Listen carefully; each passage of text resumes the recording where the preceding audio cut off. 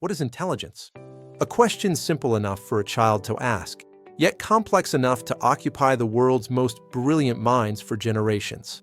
This is the story of the people who dared to chase that question. The researchers, engineers, dreamers, and skeptics who set out to understand intelligence deeply enough to recreate it. Not for curiosity alone, but because doing so could change life on Earth forever. Their journey did not begin in a lab. It began in childhood. In quiet rooms where puzzles were solved, games were played, and patterns were discovered. For many of the minds behind today's most advanced AI, games were not entertainment. They were windows into the mechanics of decision-making.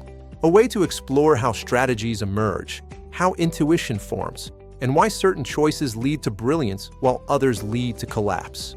Years later, as adults, these same minds came together with one bold belief: that games could help decode intelligence itself. Because a game is a miniature universe with rules, uncertainty, possibilities, and outcomes. If a machine could learn to navigate such a universe, perhaps one day it could navigate the real world. To pursue this idea, a research lab was formed, a place where mathematicians, neuroscientists, computer scientists, physicists, biologists, ethicists, and philosophers shared the same whiteboards and asked the same impossible questions. They weren't just building software. They were attempting to build systems capable of learning, reasoning, planning, and adapting, not by being programmed, but by discovering patterns on their own. Progress was not glamorous. It was slow, painful, unpredictable. Days passed with no breakthroughs. Weeks passed with failures that seemed endless. Yet every failure was data, and every data point carried them closer to understanding how thinking actually works. Games became the training ground: chess, shogi, Atari, and ultimately, the ancient and mysterious game of Go. A game so complex that its decision space contains more possibilities than atoms in the observable universe. To master Go, a machine couldn't rely on brute force. It needed intuition. It needed to make leaps. It needed to create ideas that had never been seen before. Early versions of the system made absurd mistakes. They played moves no human would even consider. They collapsed under pressure. But when the system began learning by playing itself, millions of games, thousands of experiments every hour, something remarkable happened. It developed strategies that surprised even the best players in the world. It began seeing the board not as a set of constraints, but as a canvas for creativity. When the machine finally defeated world champions, the victory itself was not the most shocking part. What stunned researchers was the realization that the system had begun thinking differently, not by copying humans, but by discovering novel ideas through its own learning process. It was a glimpse into a new form of intelligence, one not limited by human experience or tradition.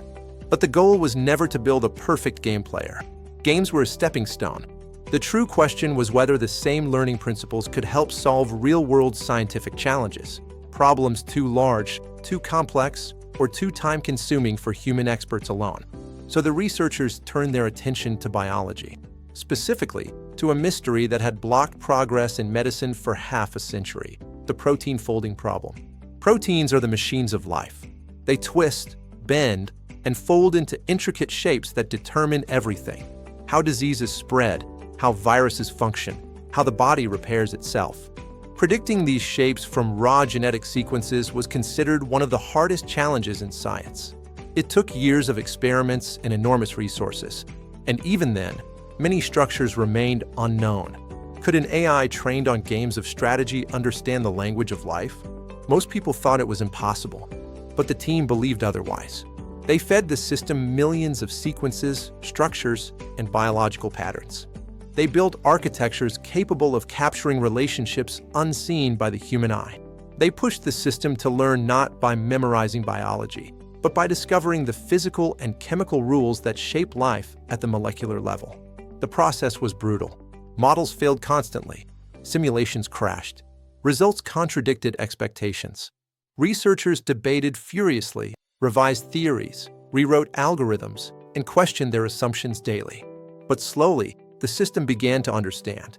It found hidden dependencies between amino acids. It learned how small changes rippled through a chain to create massive structural differences. It began predicting folds with accuracy once thought impossible. And then, one day, the breakthrough arrived. The AI achieved performance comparable to experimental laboratory methods, not after years of work, but in mere minutes. A 50-year scientific challenge, solved by a system born from a simple question: can a machine learn to think? This breakthrough transformed drug discovery, disease research, and biotechnology. What once required months of expensive laboratory work could now be predicted in seconds. The implications were staggering, from accelerating vaccine development to understanding rare diseases to designing materials never seen before. But behind the celebration was a harder truth. The human cost had been enormous. The pursuit of discovery demanded long nights, immense pressure, and emotional strain. Researchers battled burnout, self-doubt, and ethical concerns. They grappled with the weight of creating a technology that could reshape the world, for better or for worse. Because artificial intelligence is powerful, and like all powerful tools, it carries risks. What should we build? What should remain off limits? Who decides how intelligence is used?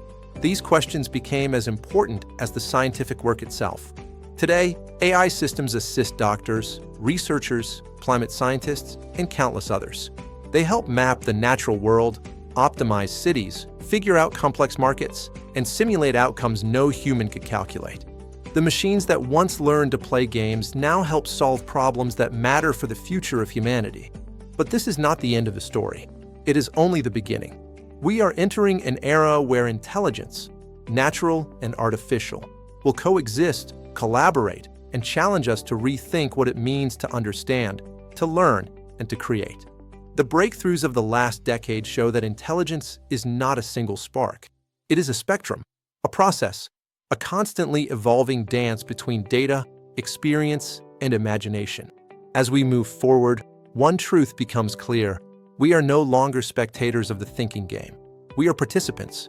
We are co-architects of a world where intelligence is no longer purely biological.